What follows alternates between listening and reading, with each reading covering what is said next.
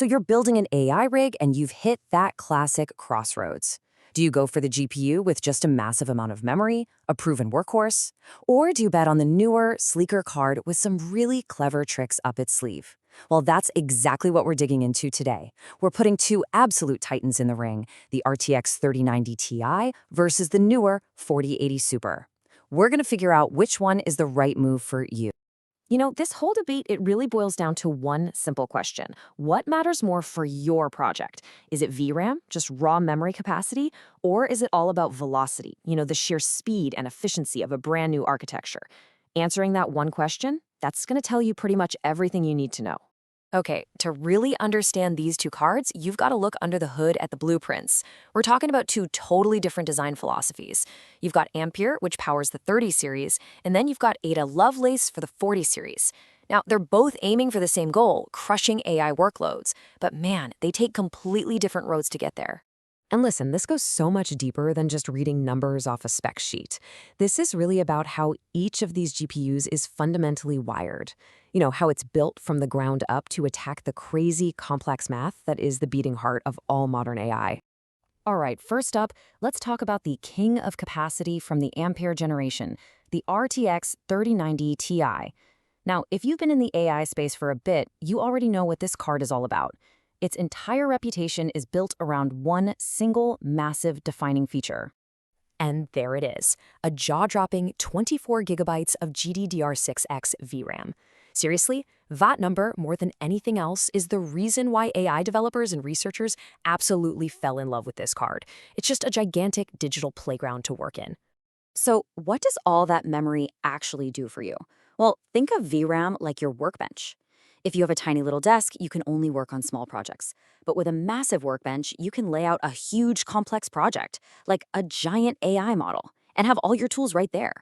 For AI, this means you can use bigger batch sizes for training, you can handle super high-resolution image generation, and honestly, it just means a lot less time tearing your hair out trying to optimize for memory.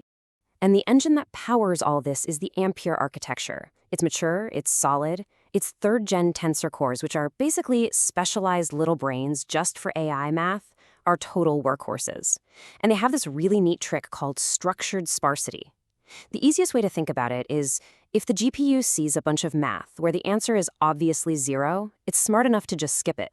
It doesn't waste time on those calculations. And that simple trick can sometimes nearly double its speed. Okay, now let's fast forward a generation and meet the challenger, the RTX 4080 Super. This card comes from the Ada Lovelace family, and its entire game is about being smart and efficient. It takes a completely different, much leaner approach to solving the same problems. So if the 3090 Ti's magic number was 24 gigs of VRAM, the 4080 Super has its own magic number, 64 megabytes of L2 cache. And just to put that into perspective for you, that is over 10 times more cache than the 3090 Ti has. This right here, this is the 4080 Super's secret weapon. So what in the world does a giant L2 cache even do? Okay, think of it like a super fast personal assistant sitting right next to you. Instead of you having to walk across the room to a big bookshelf, that's the VRAM, every single time you need something, your assistant knows what you're going to need next and just hands it to you instantly. That's the cache. And that's exactly why the 4080 Super can feel so incredibly snappy, even with less total memory. But it's not just about the cache. The whole Ada architecture is just jam-packed with modern goodies. You get the newer, more efficient 4th-gen tensor cores, but you also get something absolutely crucial, hardware support for a data format called FP8. All you really need to know is that this makes inference, that's the part where you're actually using a trained model, blazing fast. On top of all that, it's built on a much more advanced manufacturing process, so you get way more performance for every watt of power you're pumping into it. Okay, so we've met our two contenders. Time for the main event. Let's put these two GPUs head-to-head and figure out which one is the right tool for the right job. All right, first up, let's talk VRAM capacity. And look, this is a clear, decisive win for the 3090 Ti. We're talking 24 gigabytes versus the 4080 Super's 16. It's not even close. If your number one problem is simply fitting a massive model into memory, well, the debate ends right here. The 3090 Ti has the room you need. But then we look at the other side of the coin, the L2 cache. And here it's an absolute knockout, a total reversal. The 4080 Super comes in with a massive 64 megabytes compared to a tiny 6 on the 3090 Ti. Remember that super fast personal assistant? This is it. And it's what makes the 4080 Super just so ridiculously efficient with the data it has. And this, right here, this is the main takeaway. There is no single best GPU for everyone. It just doesn't exist. The right choice depends completely on the problem you are trying to solve. What's your primary constraint? Is it the sheer amount of memory you can fit? Or is it the architectural efficiency and speed? So let's break down the spec sheet because this really tells the whole story. You can see the trade-offs right here. The 3090 Ti clearly wins on memory size and that raw memory bandwidth.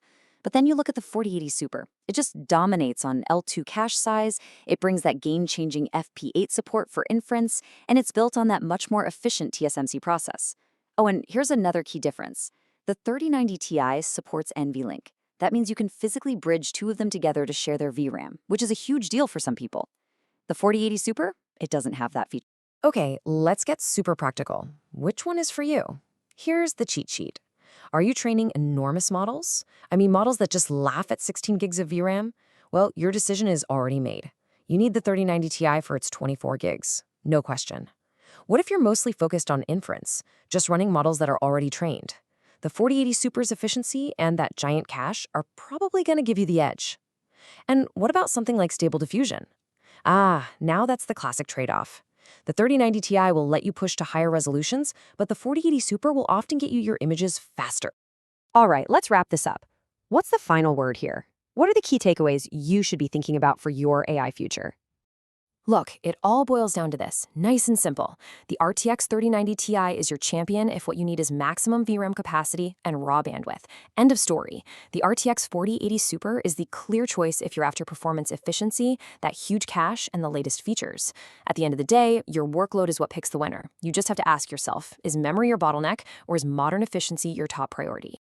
Now, of course, this has been a look at the big picture, the core philosophies behind these two cards. But the devil is always in the details, right? The benchmarks, the nitty-gritty. So for a much, much deeper analysis and to see how these two compare to a whole bunch of other GPUs, you've got to check out the source for all this info. Just head over to bestgpusforai.com. And don't worry about typing it out. The link is right down there in the description for you. You know, this entire comparison really leaves us with a huge question about where all of this is heading. As these AI models get even bigger and more powerful, what's going to be the winning strategy? Is it just going to be the brute force approach, just throw more and more VRAM at the problem? Or is the future going to belong to these hyper-efficient architectures that are clever enough to do more with less? It's a really fascinating thing to think about because the answer is going to define the hardware we're all using in the years to come.